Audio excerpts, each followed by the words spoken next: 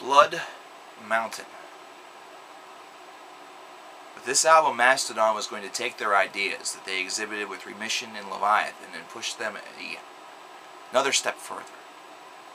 They were going to go one step further in their journey into more uncharted territory, once again delving into another conceptual release.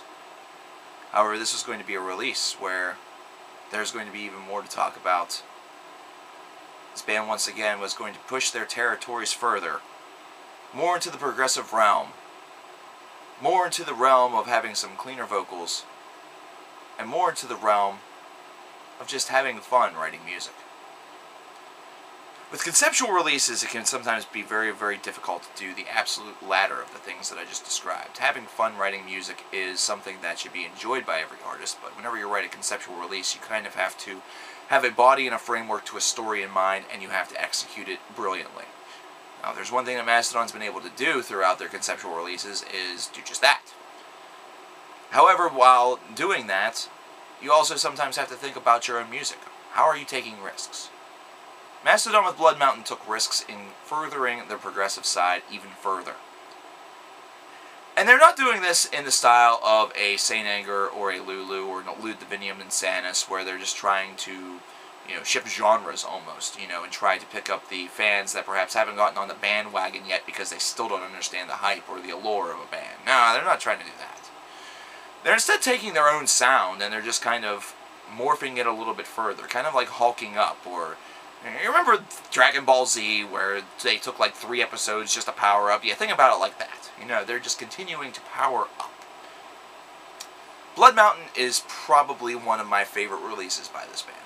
And it's simply because this is an album that blends just the raw sludge sound that had kind of gotten them this far with leads and leads more of the progression. You take songs like Sleeping Giant, and that's really where it's at right there. That's really where you see the blending coming through. That's where you see the power of Hulkamania-style riffs coming through, very bombastic bass, all depending on your playback device, and just a tight-ass song, you know what I mean, where it doesn't really matter just how dense it has to be. However, there's just a lot of layering to it, and there's just a lot of power behind it. This is an album where it is definitely not absent of that. There's a lot of that. There's a lot of that, and it's still one of my favorite albums of theirs to spin to this very day for that very reason. It just seems like they keep adding on little snippets and things to their sound that really just kind of builds even further onto what they were able to do on their previous releases, and that's another reason why Mastodon continues to be the stalwart that they are. With this album, you also, aside from the progressive nature, getting more of an exhibition, you're seeing a little bit more in the way of a cleaner style of singing. It's still very harsh in nature, still very abrasive. It's not necessarily like hearing Michael sing cleans on an Opeth release or anything like that, but it's still something that is inching its way in there with more and more frequency, and it is definitely a nice pattern. It's something that adds a lot more of a character and a lot more of a body to an entire record. Now, this is something where if it was just an individual song happened just once or something like that, it really wouldn't make that much of a difference at all. It may just say that one song is a spotlight as opposed to an entire album being determined by just one song being sung with a little bit of a different style to it. No. No, instead what we have is just a shifting of frame, so to speak, and it's just something where it's so weird how something so minor, where you can definitely still tell it's a Mastodon album. It still is a Mastodon album. They really didn't do all that much that's different, but yet it feels really different. There's just a different, overall body behind it. And the funny thing is that you almost kind of had to get used to this idea, because the two albums that follow after this really show that dynamo shift even further.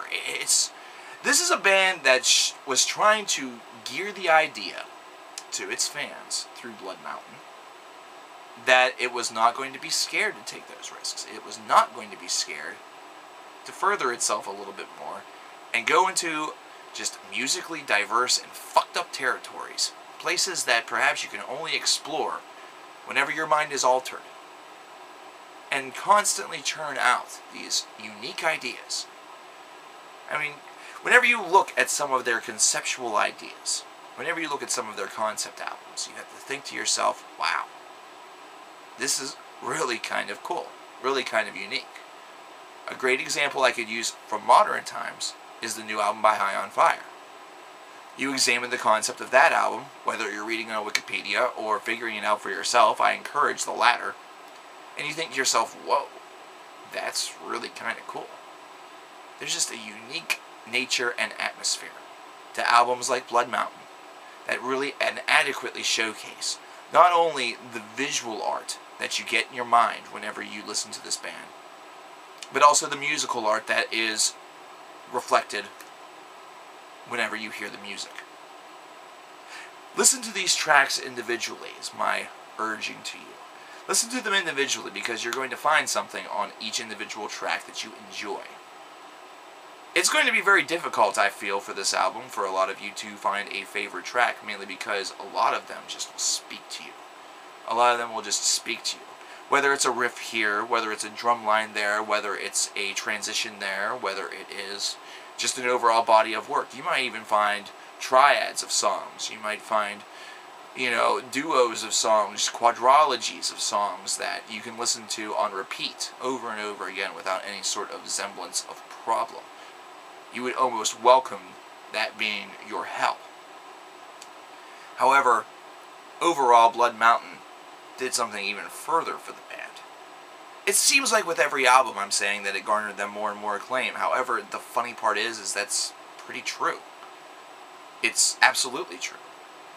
It's reflective in their Billboard ranking, it's reflective in their sales, it's reflective in the fact that their legion, their army of fans continues to grow with each passing record.